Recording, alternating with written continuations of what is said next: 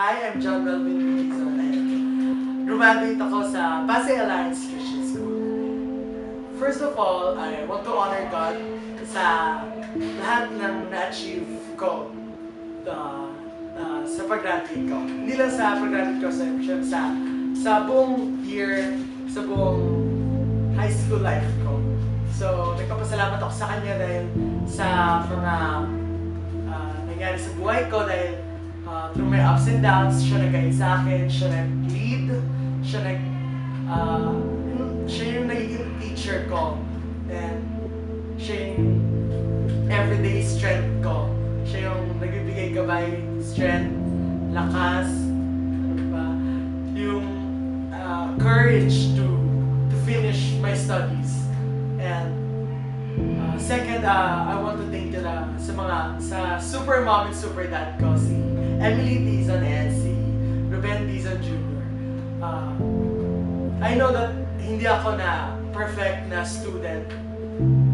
Nagpapasalamat ako sa love nila na sila, doon pa rin yung love nila, doon pa rin yung pagtitimpi nila despite of my imperfections na talagang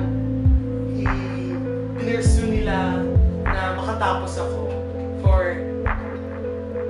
for myself din, and thank you sa encouragement nila sa mga sinasabi nila sa akin everyday, encouragement to finish my studies, and yun din ang pinapasalamat ako sa Panginoon na sila ang naging magulang ko.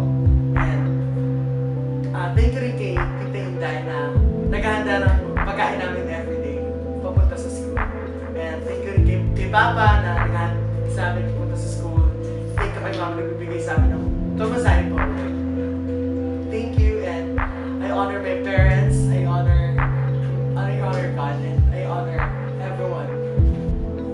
So sa mga graduating students, my advice ko lang is patuloy na mag-run kayo to finish yung na-start nyo na, yung simulan nyo, and advice ko na everyday na pagpasok nyo, everyday na pag-isip nyo, or before nyo gagawin mga exams nyo, before nyo gagawin yung mga assignments nyo, i-lay hands nyo, pag-pray nyo, yung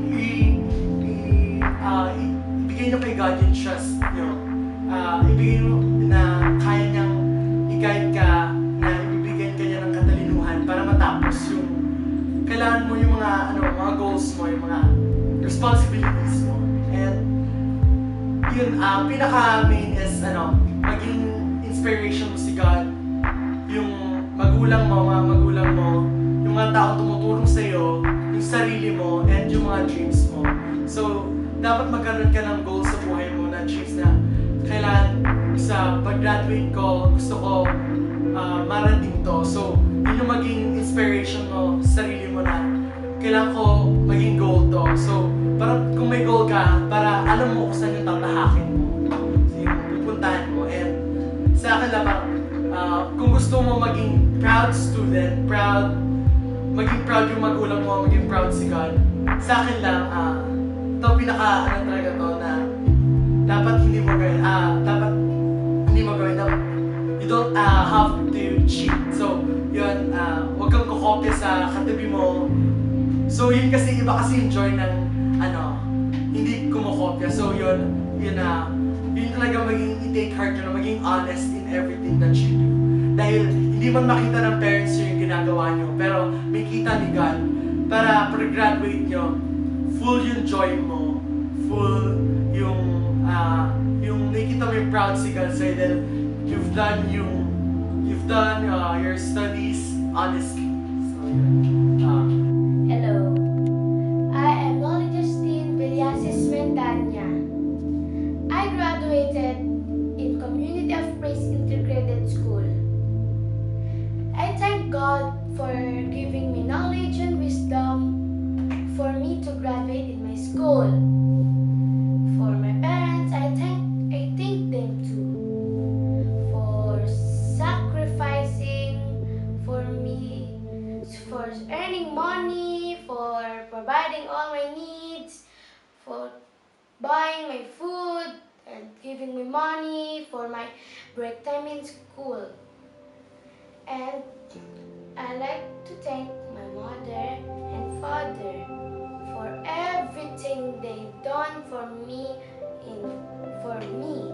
and I owe them big time. Advice for all graduating students. First, you must put Jesus first and you must listen to your teacher for you to understand what is your lesson. Second, you must learn hard, study well, so you can graduate and you have higher score, grade. You have a great good conduct grade. You are 95, like in your 98, like in your subjects, and if you can be a valedictorian.